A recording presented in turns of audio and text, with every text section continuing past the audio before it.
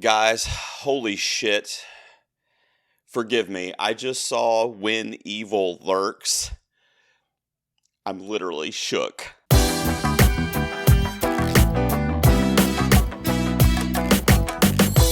What's up, guys? Welcome back to the garage. Another quick movie review for you. A movie that I saw on Shudder. I know it got a limited theatrical release about a month or so ago. I just saw it, and I have to talk about it because I'm just going to spoil it at the top here in this spoiler-free review by telling you that it is my favorite horror movie of 2023 so far. The best offering that we have gotten from the genre. It absolutely floored me. I'm talking about the Argentina film When Evil Lurks, which, as I said, you can stream on Shudder. So this is going to be a spoiler-free review because, believe me, I went into this movie literally blind. I knew that the director had directed a movie called Terrified, which is a film I saw a few years ago when it came out, and it also scared the crap out of me, and I remember being really affected by that film. His filmmaking carries over here to When Evil Lurks. Damian Rugna is an Argentinian filmmaker that really captures the essence of kind of the supernatural, but in a way that you feel like you're a fly on the wall and you're watching something that would be utterly horrific, but real. And he does it again with this movie. So When Evil Lurks follows these two brothers who find a gentleman that they refer to as the Rotten, right? It's an infected man. He's obese. And what it turns out is that he's being infected and kind of impregnated by a demon or the evil within the village. So what these brothers decide to do, along with the help of some other townspeople, is remove the Rotten from their village. But in doing so, they kind of spread the evil.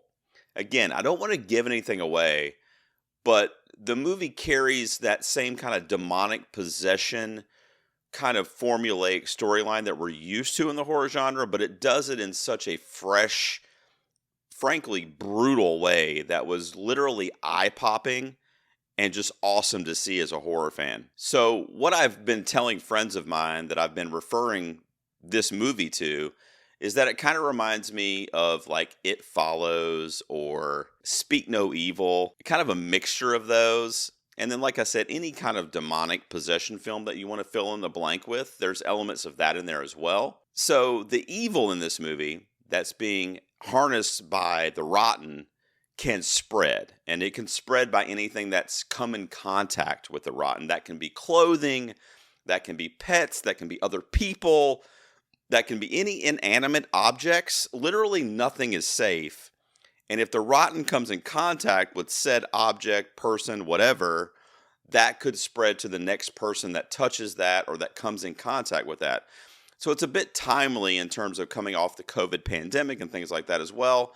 So there's a lot of kind of commentary built in there and our fear of sickness and those around us.